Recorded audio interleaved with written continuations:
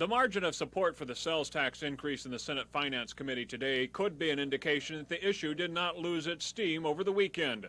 Late last week, the House passed the tax hike by an overwhelming majority.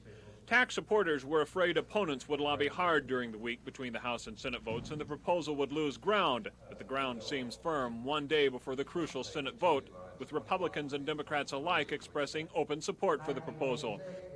State leaders are pushing hard to pass the measure as quickly as possible. The state collects more than $500,000 a day in sales tax. The speed with which the tax hike has been considered bothers some committee members who admit the state may need additional revenues, but they want more time to consider alternatives to the sales tax.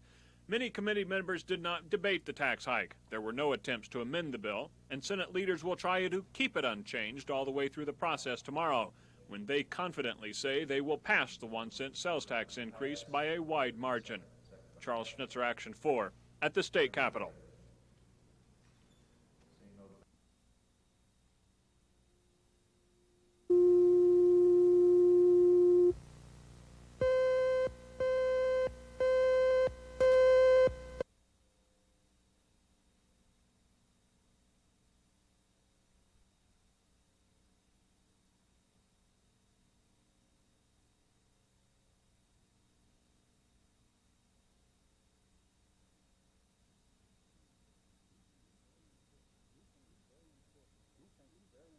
I do think it's very important that any customer who has a concern about a high bill and is concerned about paying it, that they contact us and let us know, and we can work something out with them.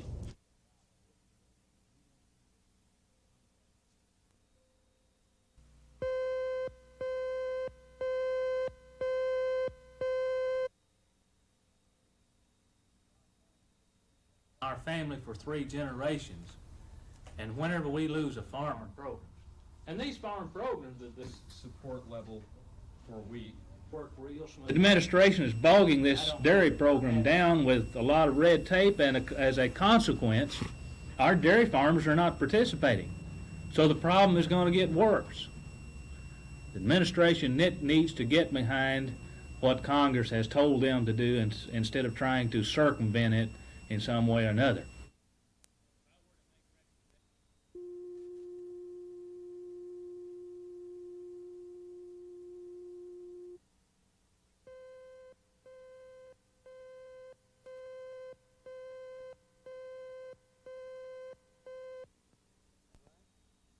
All right. Dee-da-da-da, dee-da-da-da-da. 1, 2, here we go, 93. 1, 2, 3, 4.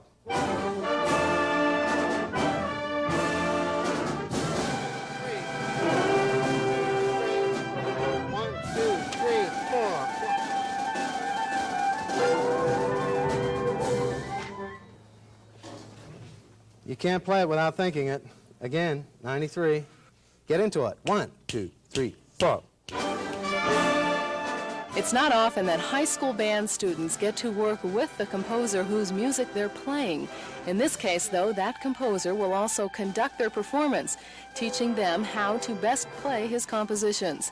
Each of these young people auditioned for the chance to be part of the All-City High School Band, and with that, the opportunity to work under a nationally known composer. Now, this may not sound like Oklahoma City's best yet, but this is the first acquaintance for all.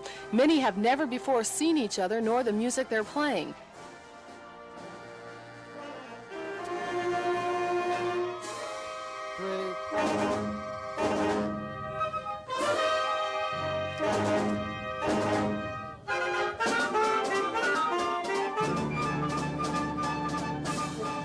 The main objective at first is just to get through the music. As the hours together increase, more is expected. The ultimate objective will take a pulling together of the talent in this room to be exhibited tonight in concert at Capitol Hill High School. Terry Cook, Action 4.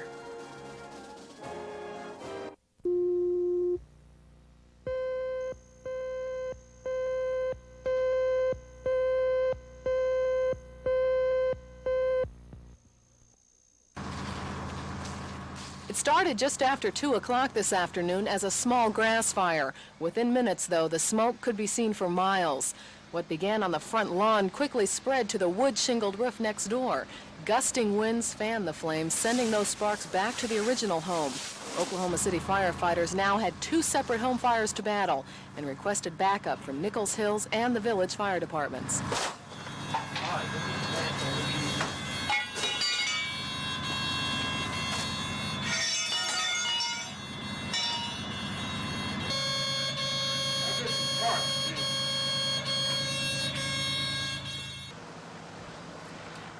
A block away, neighbors doused their roofs with water, anticipating the worst.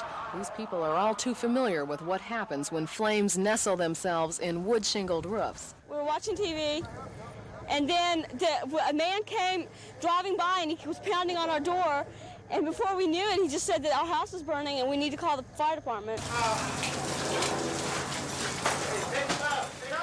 It took the fire department an hour to put the flames out. Before they did, 2 firefighters were injured.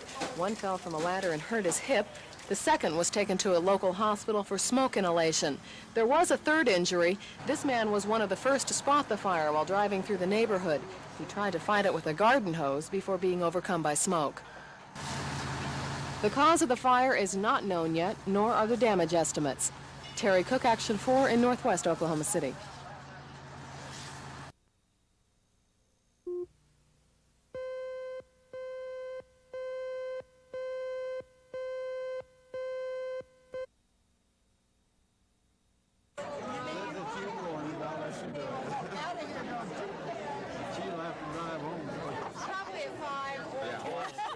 So be careful. Get your napkin ready.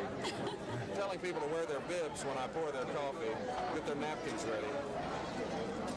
Hospitality House is a home away from home, so to speak, for people who have relatives in the Oklahoma City hospitals. And when a relative is admitted to the hospital, then the family is eligible to stay at Hospitality House.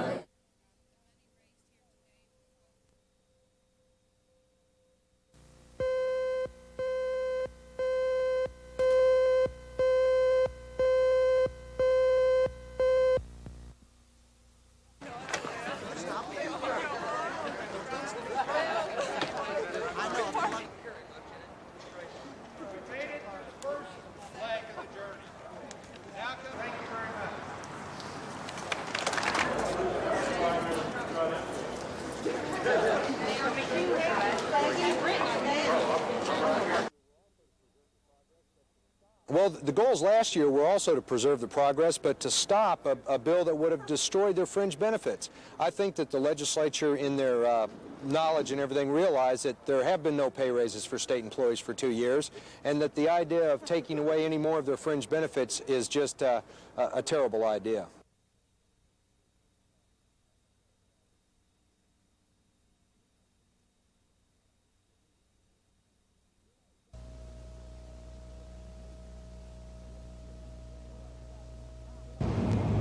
You know, it's gotten so commonplace that we've learned to expect some new breakthrough in medicine almost on a daily basis.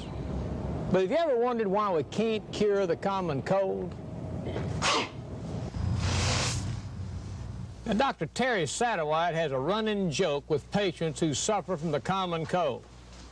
Satterwhite says he can't take care of them until they get pneumonia. Now, that isn't funny, but it's really true. I think the reason that you don't have a cure for the common cold is because there's so many different viruses that cause the common cold. You know, you'd have to have so many types, it's almost mind-boggling to consider a vaccine against the common cold. I bet you know a lot of people who pump themselves full of vitamin C this time of year, or maybe even eat a lot of chicken soup to try to prevent the common cold. I think vitamin C and chicken soup are two things that people have utilized to try to prevent and also try to reduce the symptoms of common colds. Most studies that have been done have not shown that either of these methods are effective. And when you have a common cold, you can pretty well expect that your temperature will run 1 to 2 degrees above normal. Sometimes with a cold, the rest of your body feels fine. It's just that your head doesn't feel real good. Aspirin or Tylenol and maybe a decongestant may help relieve the uncomfortable symptoms of a cold. But for the most part, You just have to ride it out. Most adults will have an average of 2 to 4 colds a year, but children, they can get as many as 6 to 8. This is because a child's immune system has not developed as well as that of the adult. My friend, the best advice that we can give you about preventing the common cold is don't let yourself get run down. Try to get plenty of rest and eat a balanced diet. Now, you know, there's not a person listening that hadn't heard their mother say that, but you know they're right. It's a good idea to listen to Mama. I'm Dr. Red Duke.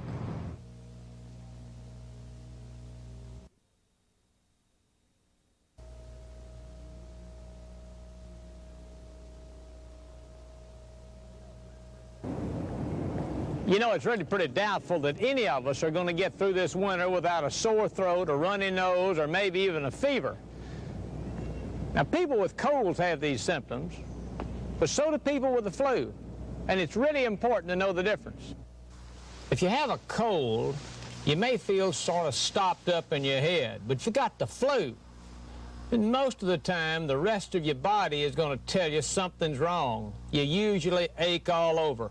You feel a hard cough, you may feel some tightness in your chest, and then other general symptoms that you'll feel will be a higher temperature. People with a common cold will usually have a temperature elevation 1 to 2 degrees above normal. But with the flu, it's more like 3 to 4 degrees above normal.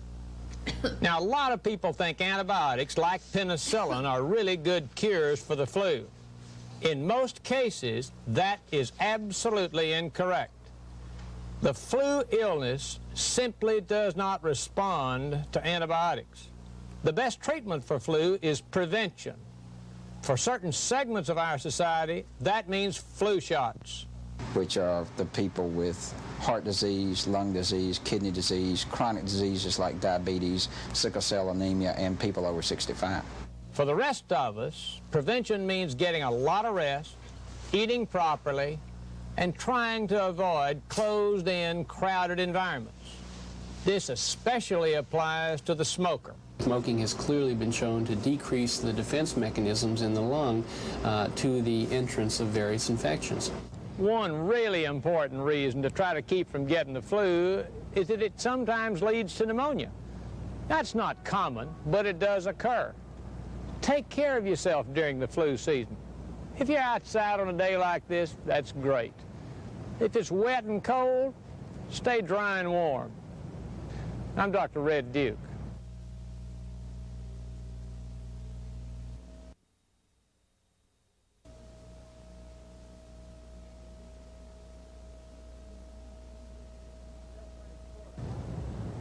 You know, friend, it's sort of obvious this is the runny nose season.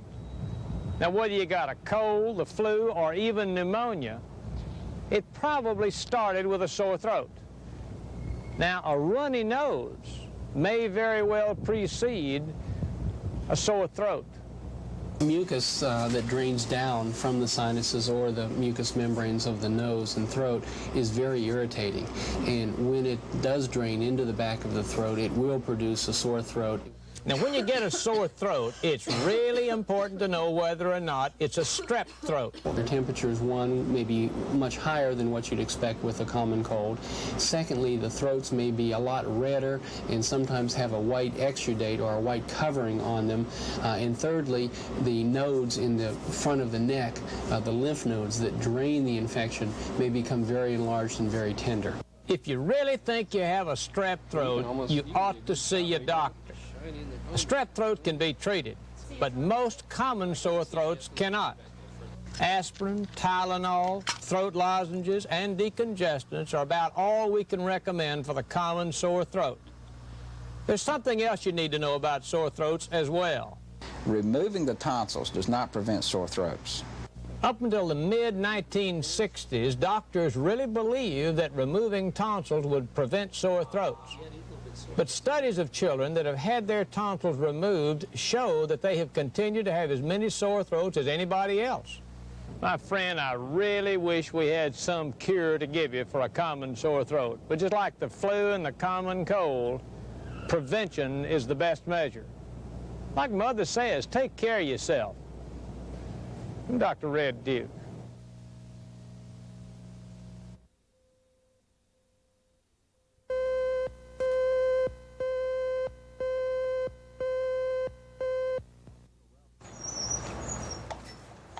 Officer Ralph Courtney has been patrolling these streets and sidewalks for 20 years. The roads and shops of Capitol Hill are his second home. Places like Sheen Drug. Patsy Raines has been a close friend of Courtney's for 6 of those 20 years. For her, the officer represents security, a constant reminder of law and order. But Courtney has become more than just the local cop to people like Patsy. Well, because I love Ralph. You know, he's about the closest thing I ever had to a dad. His Christianity is what makes him what he is, I believe, because he is, if you got a problem, you can go to Ralph with it.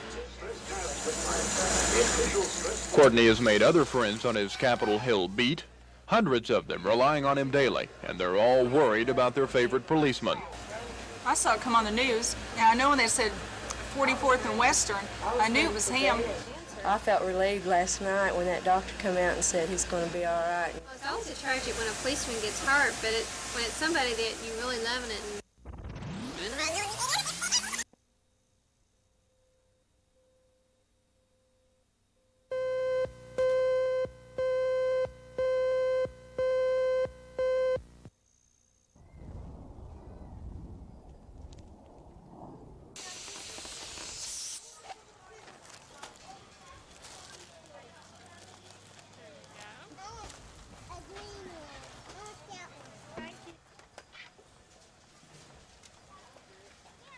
Terry's 22 years old. She has 3 children, ages 3, 2, and 1, and they know that she's tried every other way to raise the funds for it and hasn't been able to. And I think it just shows the basic goodness in every person, and we found a lot of them out there.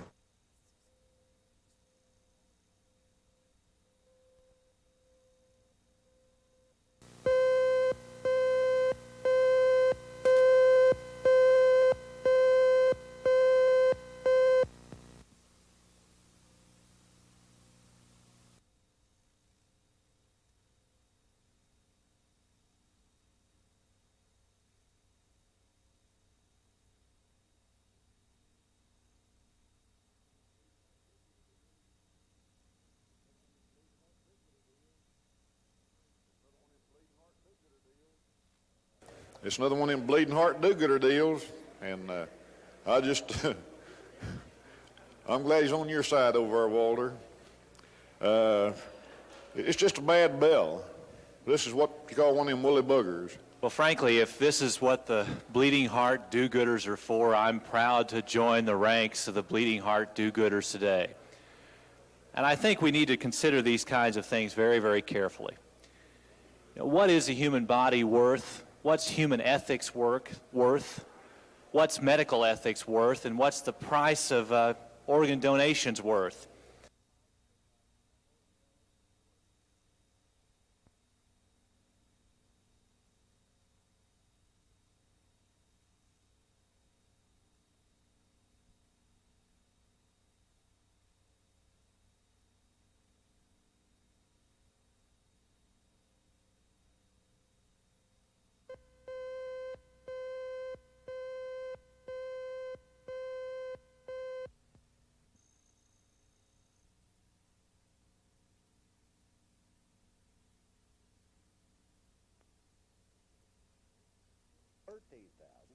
They deteriorate.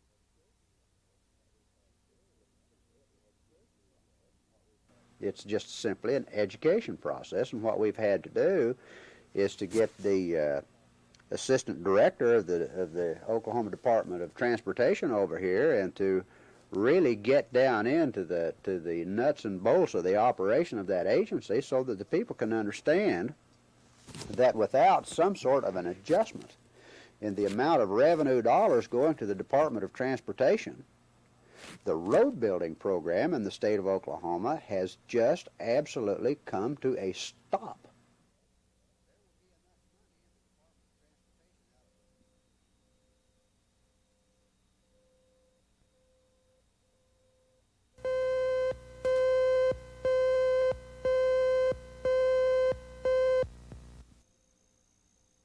Motion has been made. I think just as completely as due would cover little and cable television. I'm not sure that this we ought to broaden the attention and just tax all services, whether. And you worry about the people in Oklahoma. Do you realize that a large percentage of this tax will be paid on the beer budget alone? The beer budget, not the milk and bread budget. How many times have you seen a loaf of bread advertised on television?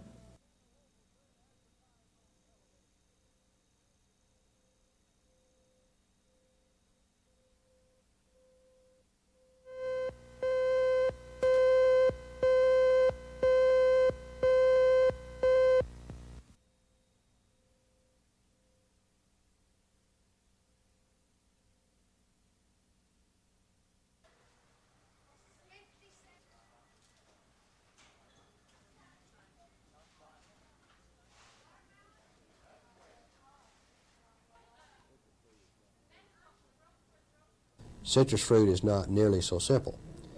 It is a more difficult matter to trace down the invoices as to where it was bought and when it was bought from and when it was produced and where it was picked and when it was treated and when it wasn't treated. And those kind of records are more difficult to obtain than are the records relative to processed foods that are manufactured.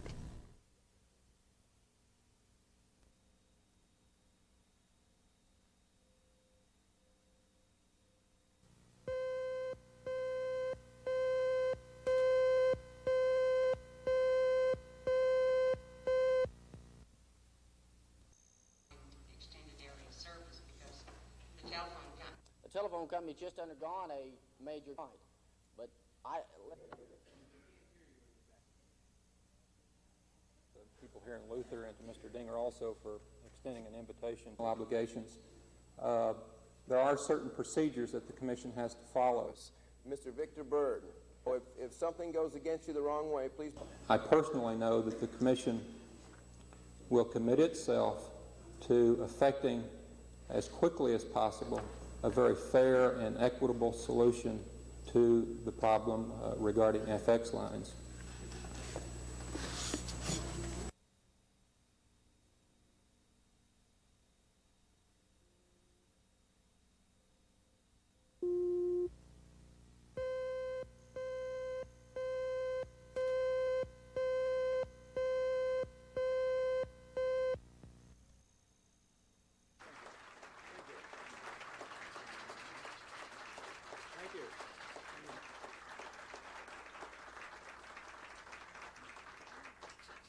Thank you, Dave, and thank you very much, everybody, ladies and gentlemen.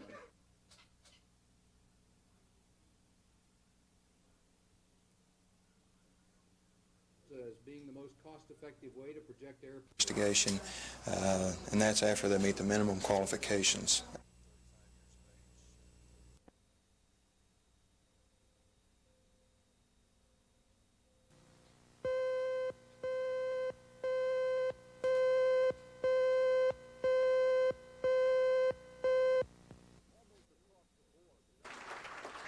Almost across the board, the Democratic presidential candidates are avoiding personal appearances in Oklahoma.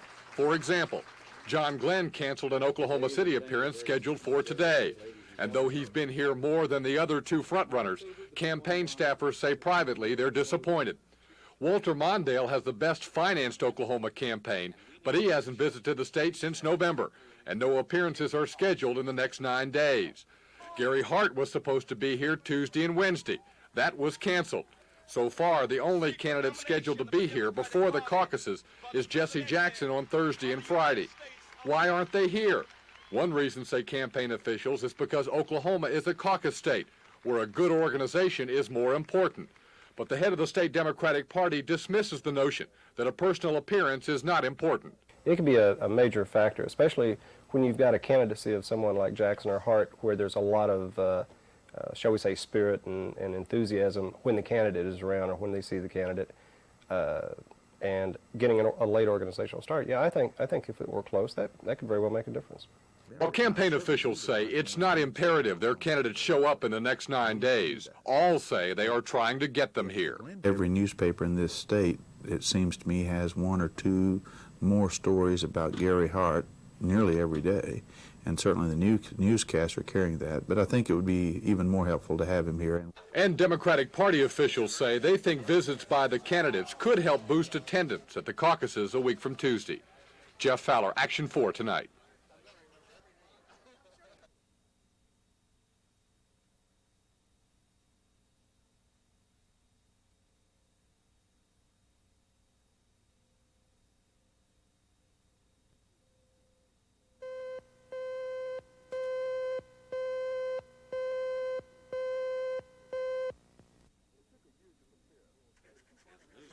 It took a year to prepare, but a 2-volume application to host the 1989 World's Fair is almost finished. Oklahoma City's Chamber of Commerce will be sending the application to the Department of Commerce. The city's proposal must first be approved by a number of federal agencies, and as part of the application process, it will be presented to the Bureau of International Expositions in Paris. Officials say the application explains in detail why Oklahoma City should be selected as a World's Fair site. When you have taken into account all of the things that the Department of Commerce in that public law require you to take, then you have planned a World's Fair. And hopefully you want to make it as exciting a show as possible. You want to excite folks in Washington as well as folks in Oklahoma City. And ultimately you want to excite folks all over the world. But we've taken the route that you have to take, and we are in better shape than anybody else we know of. The State Fairgrounds has been proposed as the site of the 1989 World's Fair. Thompson points out that no city money will be used to finance the centennial celebration. And since there are 435 acres on the fairgrounds, it would be the largest site ever to hold a World's Fair. Thompson adds most traffic would come directly off the interstate, therefore city streets won't be affected. He says from hotels to security, Oklahoma City should be more than ready for a World's Fair in 5 years. Ed Stewart, Action 4.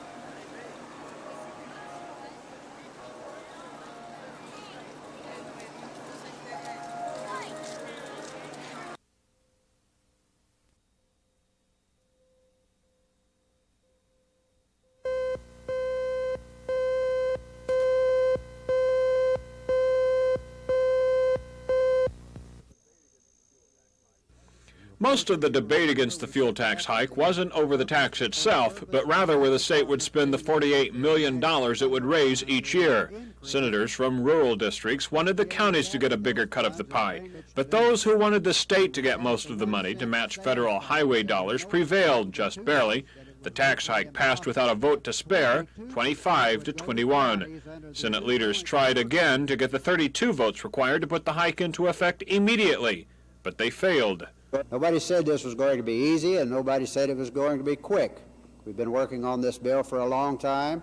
It is a very important bill. The vote is a very difficult vote for a lot of the members, and for that reason, it is going to take a little bit of time. York says he will try to get the 32 votes again in a few days. Without the emergency clause, as it is called, the tax hike would not go into effect until 90 days after the legislature adjourns. Charles Schnitzer, Action 4, at the state capitol. Well, if you were present this afternoon, there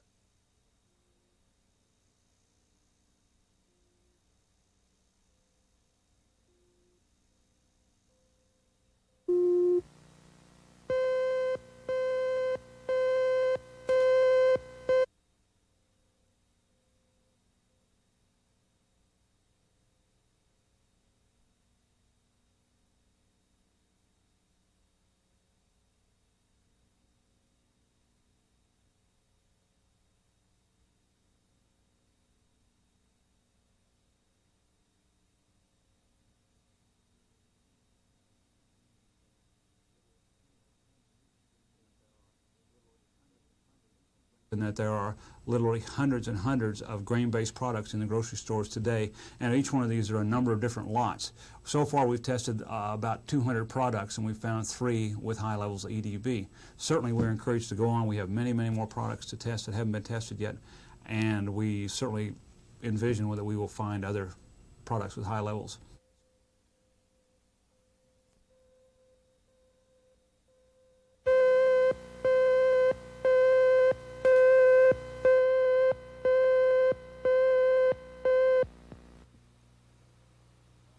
quite frankly, they don't want our kids to be breaking the law. Should they decide to start the class with a prayer and saying the Pledge of Allegiance, they don't think that should be against the law.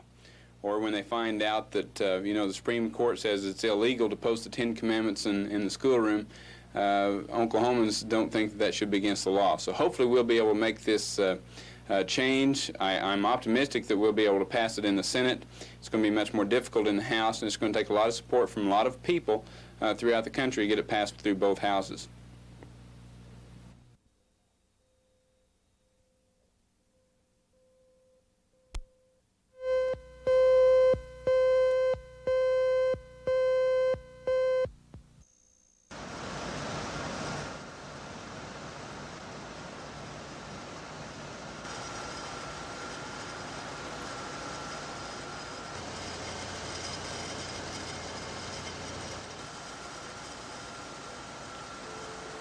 Both were stabbed in the fight that had occurred at the house. Those subjects both ran from the residence. One of them was found and picked up by Amcare ambulance and taken to South Community Hospital, where he was admitted in satisfactory condition. The other subject was found approximately half a block west of that residence and was pronounced DOA at the scene.